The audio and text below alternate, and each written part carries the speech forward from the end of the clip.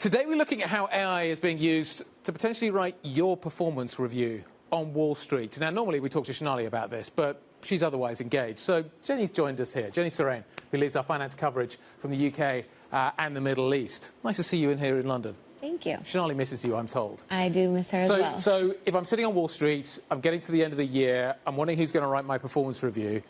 Is it going to be AI? Yeah, I think, so what we're hearing right now is that a lot of banks are looking at using this new software that Workday has developed that will basically help managers write their performance reviews at the end of the year. Which they love so much. It's, you know, it's a time-consuming process. So I think what they're hoping to do is make that just a little bit more productive for these managers. So by this time next year, you might just see ChatGPT kind of weighing in and helping them out there. Jenny, let's also talk about the reality of the situation in the market right now, because this is coming as it's tough to keep a job on Wall Street in this era. Thousands of people have been laid off this year. It's the kind of the season where everyone is getting reviewed. How much fear does this instill in people who are really worried about their reviews this year?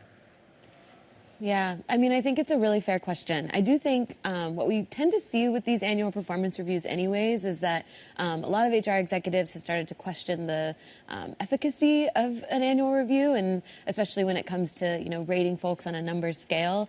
And so I think in a lot of cases what this AI should help these managers do is just, you know, come up with more of the written components. You know, you feed in a little bit about what you think of that employee, and then it will kind of spit it out in a much more user-friendly and readable way. But I think there's still a lot more to come on this front, and it's really in the early stages. It's just banks expressing interest to some of these software providers, and we'll see, you know, how quickly they actually adopt. Performance reviews take me to bonuses.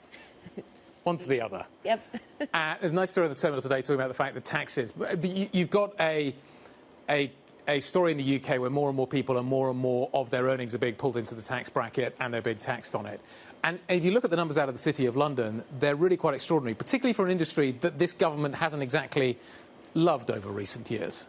No, that's exactly right. And so this was a new report out today by UK Finance, one of the key trade associations here, really just showing that the recent fiscal drag policies that this government has had has really meant that these bankers are paying thousands of more in taxes each year. And what they're warning about is that this is really going to put London's status as a global financial center at risk. If you look at, you know, the tax rate that banks have to pay here in London versus what folks pay in New York or Amsterdam or Frankfurt, it's a really big difference. And so I think there's a major concern here. What does it mean for the broader context of the UK's place in the financial center?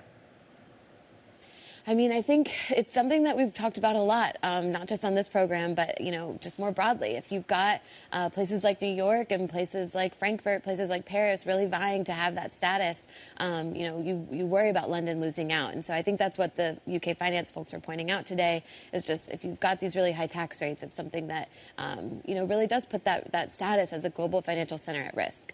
Does it affect, it's interesting, so banker bonuses are being debated at the moment, and I'm wondering how that sort of collides with this.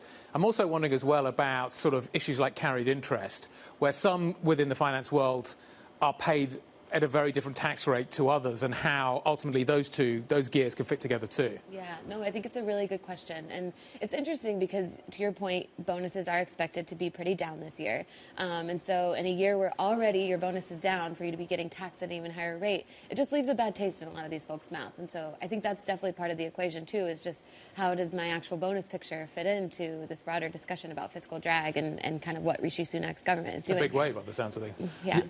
I mean, there is a fiscal drag over in the UK, but let's talk about the competition, because the reality is it's not like you live in New York and you don't have to float away the money in taxes too. So, I mean, how does that competition stack up at the end of the day, and where else do people look? How much is this a sticking point?